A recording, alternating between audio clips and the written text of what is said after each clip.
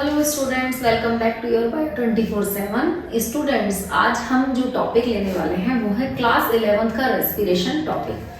चलिए, मतलब जो चैप्टर है वो चैप्टर है हमारा रेस्पिरेशन।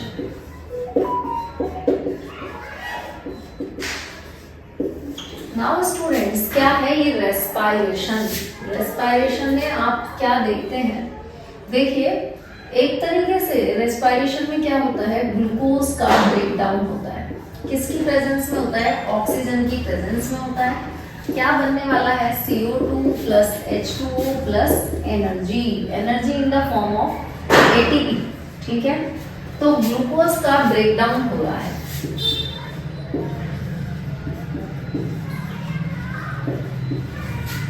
और ग्लूकोज होता है।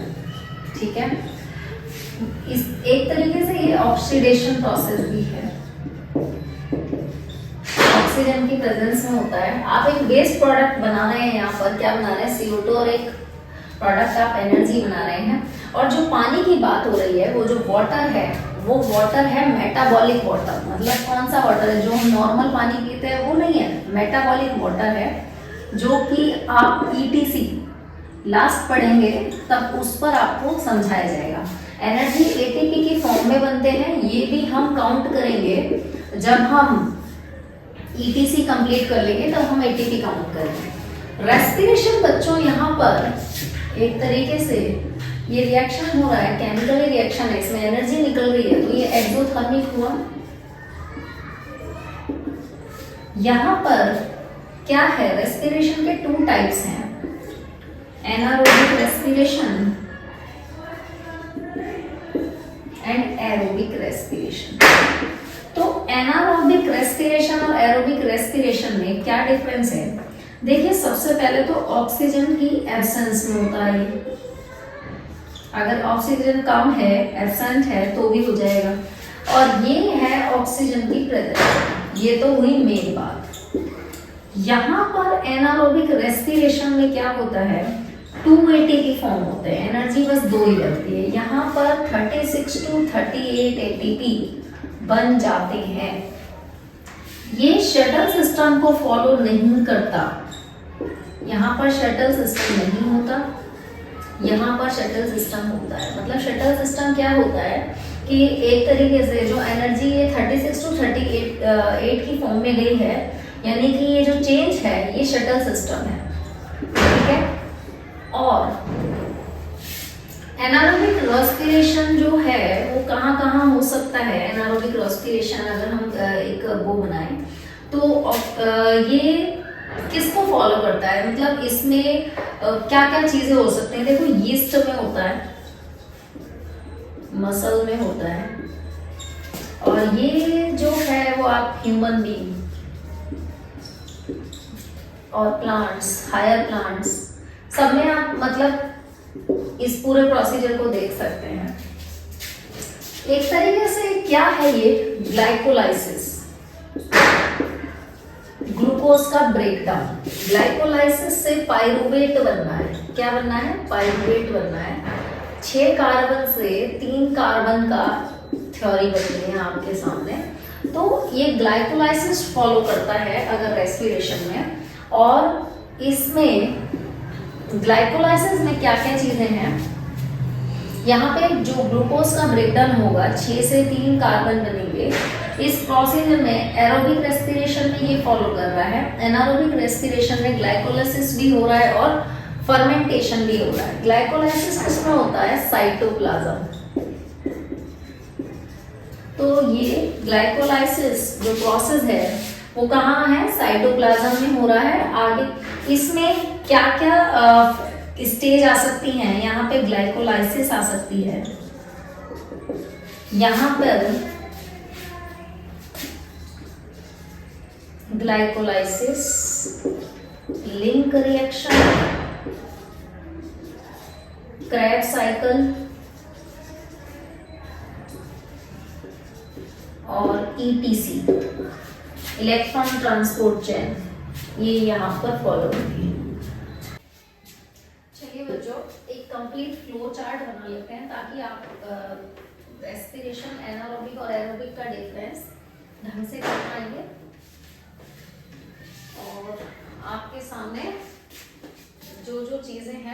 समझ पाएंगे। फिर हम बढ़ेंगे इस चैप्टर के ब्रॉड पार्ट की तरफ जो बहुत इम्पोर्टेंट है। देखिए, अगर मैं एनारोबिक और एरोबिक का बेसिक सा डिफरेंस आपको भी पता है, लेकिन हम इसे यहाँ समझ लेते हैं। तो यहाँ पर कुछ पैरामीटर हैं। अगर मैं रिएक्टेंट्स की बात करूँ तो क्या क्या रिएक्टेंट चाहिए, यहाँ पर सिर्फ ग्लूकोज चाहिए। यहाँ पे ग्लूकोज प्लस ऑक्सीजन, ठीक है। और अगर मैं लोकेशन की बात करूँ तो ये साइटोप्लाज्म में, और ये साइटोप्लाज्म एंड माइटोकॉन्ड्रिया।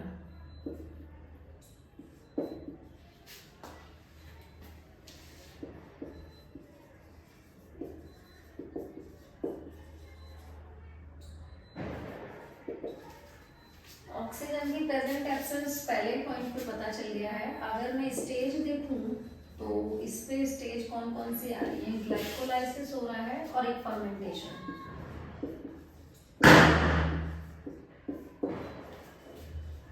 फर्मेंटेशन रीयीस्ट के केस में हो रहा है। यहाँ पे देखो ग्लाइकोलाइसिस हो रहा है, ग्लाइकोलाइसिस के साथ साथ यहाँ एक और चीज हो रही है, glycolysis, Krebs cycle, link reaction, etc, electron transport chain.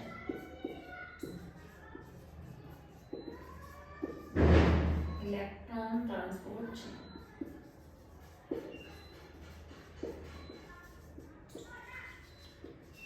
Combustion की बात डेफिनेट है, यहाँ पे इनकम्प्लीट कंबशन हो रहा है।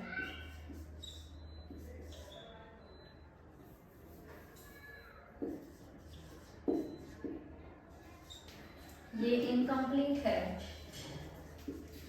और ये कंप्लीट है।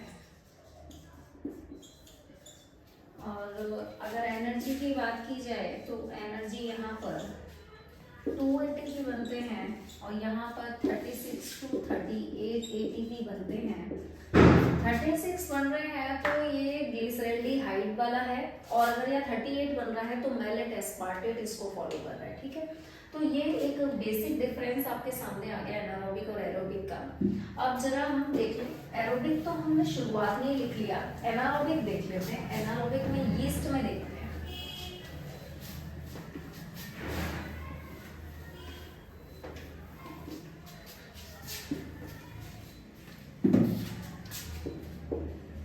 इससे भी क्वेश्चन आपके आए हैं, तो यहाँ देख लीजिए आप।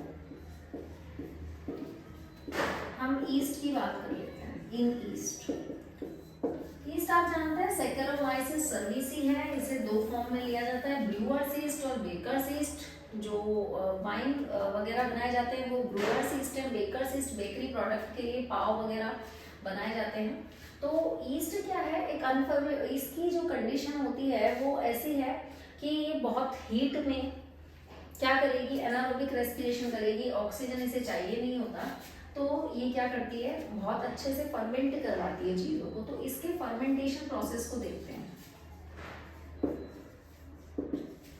यहाँ से मान लीजिए ग्लूकोज है, इसका ब्रेकडाउन होगा और ग्लूकोज के ब्रेकडाउन से क्या बनेगा, इथेनॉल बनेगा। फर्मेंटेशन के बाद CO2 बनेगा एंड एनर्जी बनेगी, ठीक है। तो इथेनॉल जो है वो क्या है, एक अल्कोहल प्रोडक्ट है। ईस्ट की कंडीशन है, ये आपके बुक में भी दिया हुआ है कि ईस्ट अगर 30% तक इसमें अल्कोहल है, बना रहा है, फर्मेंट हो रहा है तो ठीक है। अगर ये 30% से ज्यादा बनाती है तो ये ईस्ट खुद को मार लेगी। अब वो क्या होगा, ये जो प्रोडक्ट बनेगा ये जहरीला हो जाएगा, टॉक्सिक हो जाएगा, क्योंकि ईस्ट खुद को ही मार लेती है 13% के बाद।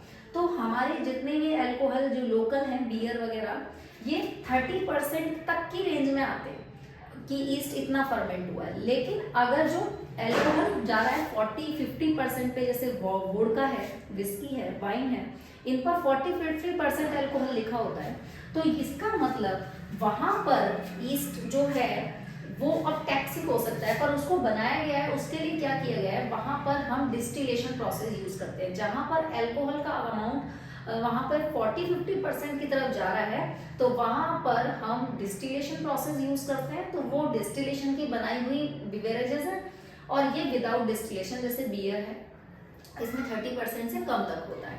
तो जहां पर 30% से ज्यादा होगा वहां डिस्टिलेशन प्रोसेस यूज होगा, जहां 30% से कम है वहां पर विदाउट डिस्टिलेशन बना रह सकता है। तो ईस्ट 30% से ऊपर जाने पे खुद को डेड कर लेती है, यानी कि टॉक्सिक हो जाती है।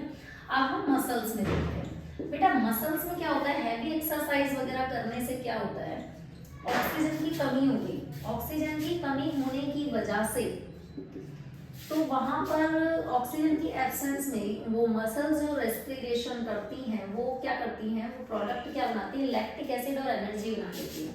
वहां पर भी ब्रेकडाउन होता है, पर ऑक्सीजन की एब्सेंस में होता है। और कभी कभी मसल्स में जो क्रैम्प आ जाते हैं, मसल्स में दर्द होने लगता है हैवी एक्सरसाइज की वजह से, कुछ ज़्यादा लिफ्ट कर लिया हो उस वजह से, तो मसल्स में जो क्रैम्प आता है वहाँ वो जो कंडीशन है वो ये कंडीशन है, वहाँ पर लैक्टिक एसिड फॉर्मेशन होने लग जाता है।